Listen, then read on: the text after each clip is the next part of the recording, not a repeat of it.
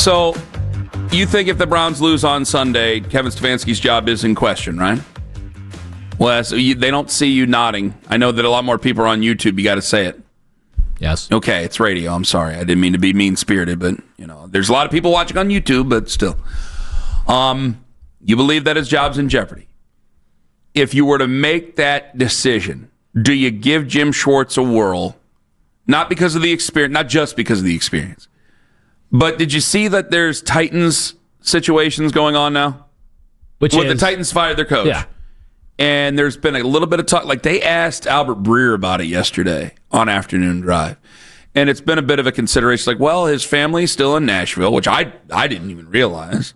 He came from the Titans. He knows the ownership group, knows the system. Now, he may know the ownership group and go, I ain't going back to that thing. Yeah, nothing to do with it. Because that was my thought with Vrabel in so many ways. Like, Mike Vrabel had to try to help out a situation that became a disaster last year. And I thought, it's like, man, you really gave him an inside look on how things are going right now. Maybe he doesn't want to be here if you were going to do something like that. Plus, I do think that he's loyal to Kevin in certain ways because Kevin brought him in. But we've talked so many times about the one who got away. Kyle Shanahan. People bring up Vrabel.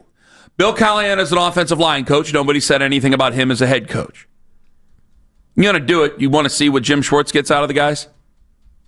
You're saying just before it, yeah, because I was gonna comment on whether it would make sense, for him to, look into that if it became available there, and Schwartz got no love, like, for any head coaching openings when he came in and transformed the Browns defense to number one. Right, I know what happened in the playoff game against C.J. Stroud, but he didn't get any love. Perhaps that's why. I don't know. It's just one game.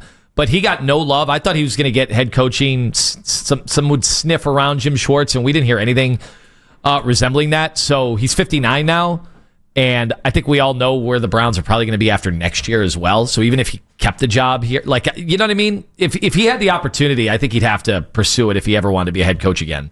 He's 59? Yeah. Doesn't look like he's 59. No, not at all. Not at all. But if a lot of us are assuming the Browns aren't going to be great next year, yeah. Like, this would be your opportunity. What, for him? Yeah, there's only 32 of these, and I don't know that we'll be thinking any better. I don't think he'll become a bigger name. Well, now hold on. Do you think he would have a crack at the Tennessee job? Maybe I wasn't paying full attention. That's what I'm saying. I saw him on the odds. The odds were thrown out there. 8-1, right? Yeah, something like that. But there were like 7 guys ahead of him. But 8-1 still not bad odds. Yeah, if he had a chance to interview for it, he should definitely do it. Well, yeah, obviously.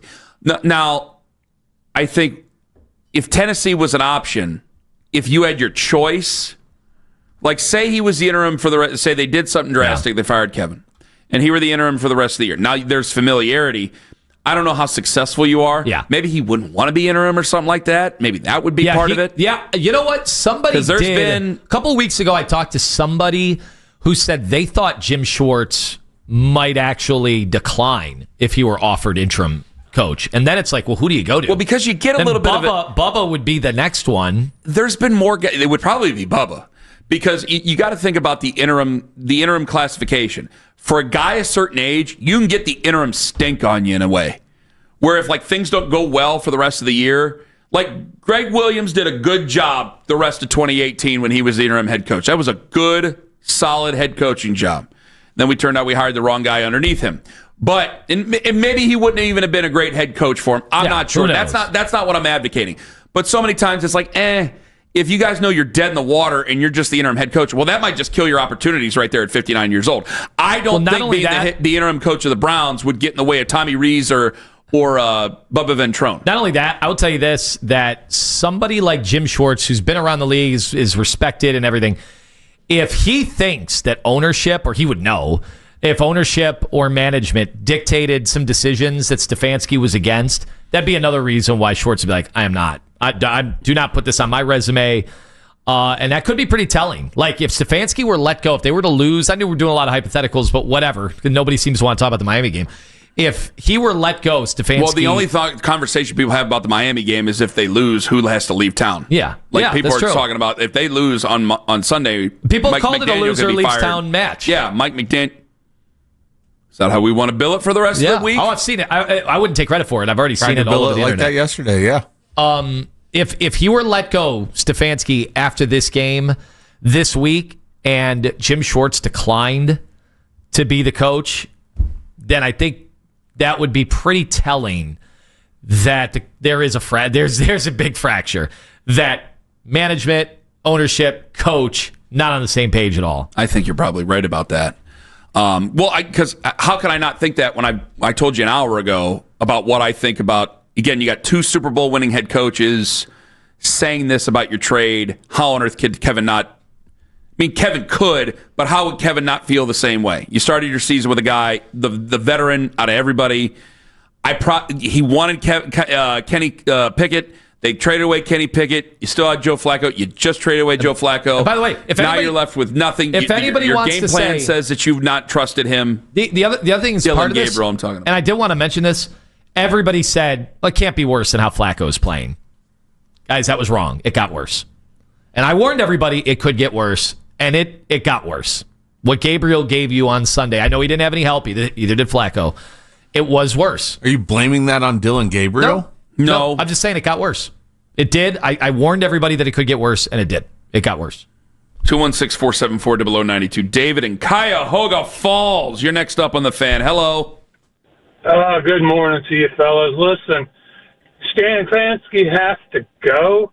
You know, we had Vrabel on our staff, kind of permanent, part-time, and I'm like, we let him go. We should have actually just said, you know what?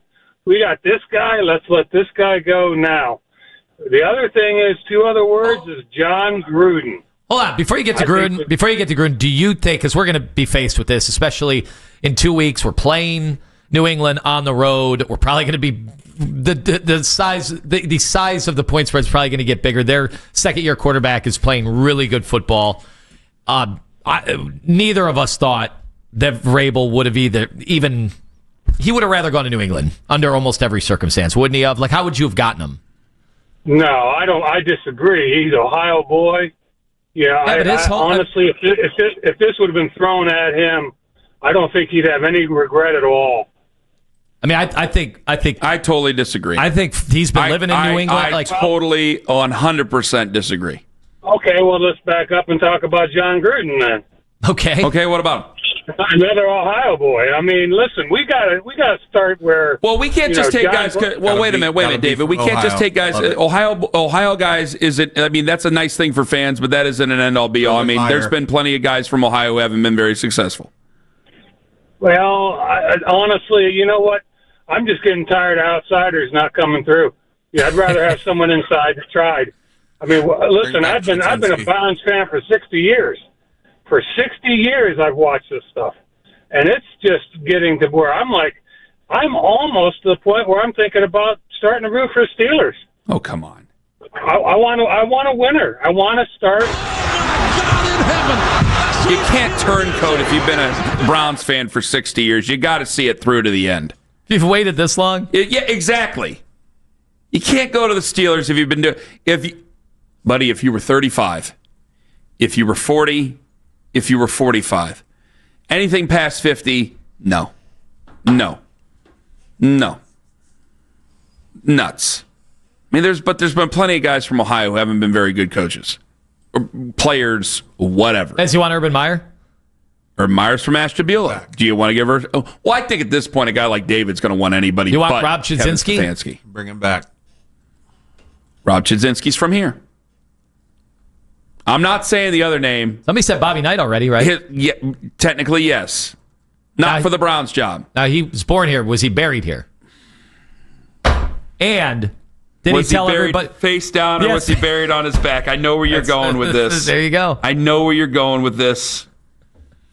You animal. My God. I'm not saying the other name. His dad listens to the show. We're not going to do that. Oh, you want to? No, shut up. Zach Jackson going to join us at 9 o'clock. His dad does not listen to the show. We'll ask Zach if you know who's going to get another opportunity if New England continues to play well.